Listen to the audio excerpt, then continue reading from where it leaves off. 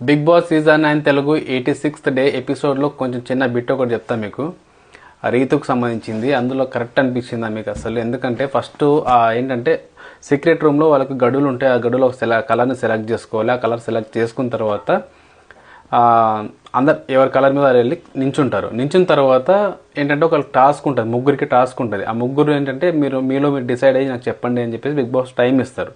ఇచ్చిన తర్వాత ముగ్గురు సెలెక్ట్ ఆల్రెడీ వాళ్ళు అనుకుంటారు. ముగ్గురు అనుకొని ఎవరు డిమాండ్ పవన్ కాదు, భరణి గారు, కళ్యాణ్, ఇమాన్యుయల్ వీళ్ళు ముగ్గురు ఆడాలనుకుంటారు. కానీ అందరికి కూడా ఏంటంటే ఫస్ట్ టాస్క్ ఆడవద్దు అనేదే ఉంది. ఎందుకంటే ఫస్ట్ టాస్క్ ఎలా ఉంటుందో ఏంటో తెలియదు అని చెప్పి చాలామంది సంజయ్ గారు ఒకరు ఆడతాను అన్నారు. కానీ మిగతా వాళ్ళందరూ కూడా భరణి గారు ఒకరు ఆడతాను అన్నారు. తర్వాత అందరు కూడా సైలెంట్గానే ఉన్నారు. భరణి గారు ఆడతానంటే కూడా తనుజ పక్క నుంచి ఇలా అంటదనమాట వెనకాల అని ఏంటంటే ఇలా వాళ్ళు ముగ్గురు ఆడతారని చెప్పేసి చెప్తుంది.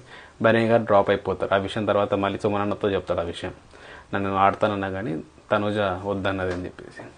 అందులో నెక్స్ట్ వచ్చేసి భరణి గారు డ్రాప్ అయిపోయిన తర్వాత డిమాండ్ పవన్ నేను ఓకే సార్ నేను ఆడతానని చెప్పేసి అంటాడు. అప్పుడు రీతు కూడా ఏం మాట్లాడదు, సైలెంట్గా ఉంటుంది. అంటే ఇలా కూర్చొని వింటూ ఉంటుంది అంతే. వీళ్ళు ముగ్గురు సెలెక్షన్ వీళ్ళు ముగ్గురు అనుకున్న తర్వాత గార్డెన్ ఏరియాలో సుమనన్న భరణి గారు ఇద్దరు కూర్చొని ఉంటారు. ఇద్దరు కూర్చున్నప్పుడు వెళ్ళిపోయి దాని నుంచి వెళ్ళిపోయి రీతు వెళ్ళిపోయి ఐ వాంట్ టు ప్లే అని చెప్పేసి చెప్తారు వాళ్ళ దగ్గర. అక్కడ చెప్పకుండా లివింగ్ ఏరియాలో ఇక్కడికి వచ్చిన తర్వాత నేను ఆడతాను నాకు ఆలోచించుకుని టైం ఇవ్వండి రాదు అని అంటుంది. అంటే అక్కడికి ఆల్రెడీ ఫైనల్ మేము ఆడిపోతామని అందరు డిస్పర్స్మెంట్ అయిపోయి అక్కడ వాళ్ళు వెళ్ళిపోయి గేమ్ ప్లాన్ గురించి ఏదో ఆలోచిస్తూ ఉంటే తర్వాత రీతు వచ్చి నేను ఆడతాను నాకు ఛాన్స్ ఇవ్వండి, నేను ఖచ్చితంగా ఆడతాను అని చెప్పేసి డిమాండ్ పవన్ డ్రాప్ అయిపోయేటట్టు చేసి రీతు ఆడుతుంది.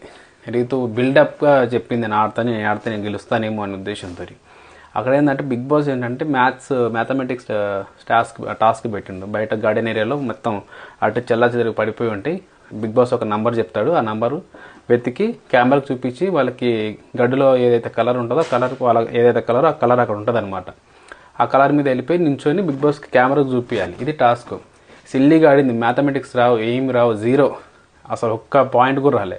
అన్ని ఇమాన్యుయల్ కళ్యాణ్ గెలిచింది. ఎక్కువ దాంట్లో చూసుకుంటే ఇమాన్యుయల్ గెలిచాడు. ఇమాన్యుయల్ గెలిచిన తర్వాత మళ్ళీ టాస్క్ సంజన గారితో ఆడారు.